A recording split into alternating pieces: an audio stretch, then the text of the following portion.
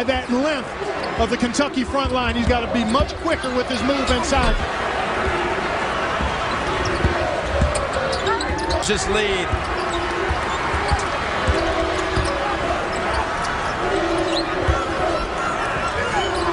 Miller fires up the three and gets it. Good matchups everywhere on the floor, Jim. Work by Henson, moves his feet, times his jump. Jones driving in on Henson again. Got blocked the last time. Not this. Perimeter shots, really trying to put pressure on the defense. Henson at the other end, showing a lot of range with his game. With the hook and another basket for him. He's perfect from the floor. Here is Jones coming off 26 against St. John's. Like the fight of this young Kentucky Wildcats team. Even though they haven't quite shot it as well from the perimeter, and they're trailing by a few. Really the difference so far, Carolina's been outstanding from behind the arc, and Kentucky yet to get going from there. Yet missed its last 7 as Lamb high off the glass. We talked to John Calipari yesterday, and he talked about how he wants to see this team grow into being as efficient as last year's team was in March at the offensive end behind the arc. Their top scorer off the bench, so questionable coming in. Of course, he had made a very unwise decision to tweet the other day that he was going to be out for this game. See how Kentucky executes here. They've been pretty good in the half court for the most part. Darius Miller, the senior, gets it over to Lamb. Kentucky, he is something else. And he got Henson for North Carolina, who's defending right here on Jones. Two of the very best in blocking and changing shots in the country. And a little more poise and patience the last 2 trips for Carolina. 2 free throws and then a good jumper for Henson. Jones drives in and tucks. That's going to be a determining factor in this ball game today, Jim. This time, jump shot. Back-to-back threes by Carolina. First Marshall, then Barnes.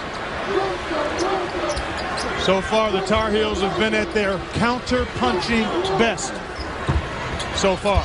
And yet Kentucky continues to fight and try to answer back.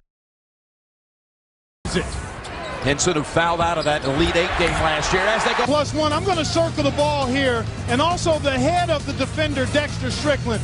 Lamb going to be able to back cut, in part because Strickland loses sight of him for just a moment. And a beautiful bounce pass by Terrence Jones. And with the ball, fueling this Kentucky team and this crowd. There you see the big number right there. Already 4 giveaways. Kentucky yet to have a miscue. Back out to Davis. Both teams looking for this TV timeout, this media timeout right now, Jim. I mean, they have been going up and down. Actually, there's only about 2 of those kinds of plays on average being called, at least last year, in the restricted arc area. Well, going inside, Kentucky with 5 of... To get that ball inside either.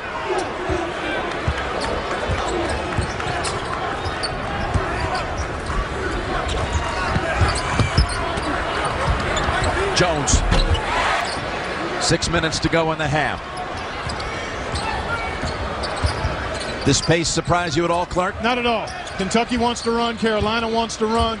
Both teams want to be able to execute in the half court when the fast break isn't there. Carolina has played a very rebounds in that 1 field goal he had. Yeah, that one alley-oop seemed to really get him going. Well, I just like the demeanor he plays with. Never seems to be flustered. He might get pushed around a little bit, but very much stays within himself. Teague. Harrison Barnes, who I think can be effective down there. Good job by Kentucky to challenge the shot and then come up with the rebound. Lamb. Putting his body on him and trying to wear him down that way, taking his legs out from under him so he's not able to get loose around the rim. Here is Davis, who nearly had a triple-double on Thursday night. Would have been Owens in floors. Teague, take it back out high. Let's reset. Yep. See what they get out of it now. Plenty of time on the shot clock. Good look for Gilchrist. He got it. Been able to take the ball effectively to the hole, and when he's able to knock down that chair, looking forward to the next dead ball because they've gone about 7 minutes without any real stop in play. And they're highly conditioned, but that's a lot longer than normal. Lamb, tap, no. Very Still special, doing it at a high level. very special part of this whole presentation for so many years.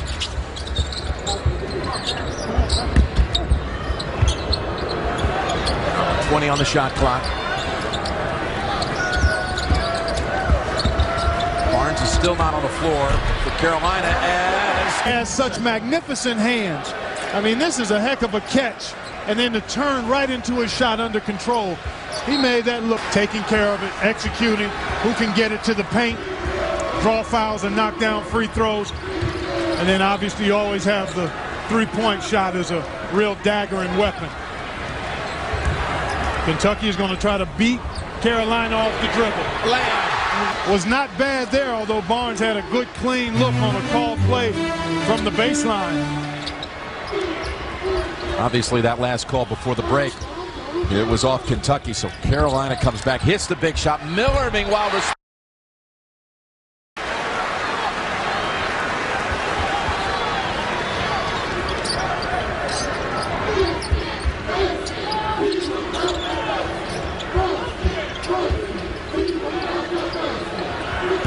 Gilchrist spins. Young fella agitating in the washing machine. Kid Gilchrist to the rack, and he'll have a chance for the three-point. Getting ready to play defense, not picking up a foul, especially your third in the backcourt. Needed hoop for North Carolina. Interestingly, Terrence Jones has not scored in the second half for Kentucky, and he comes off the bench ready to check in. As does Kid Gilchrist, who has scored quite a bit here in the second half. Yeah, he's made up for it with 7.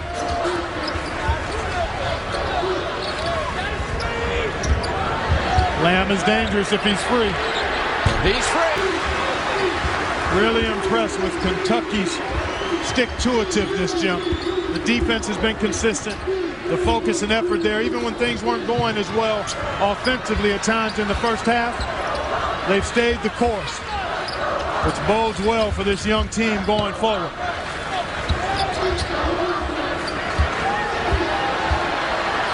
Five on the shot clock. Under 5 in the game. Lamb gives it up. Jones Have been active. Carolina has shot just 32% from the floor here in the second half. And that's all attributable to the defense of Kentucky.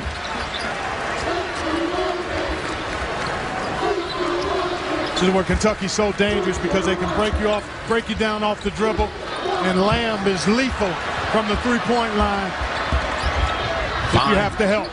4 on the shot clock, and it's going the other way.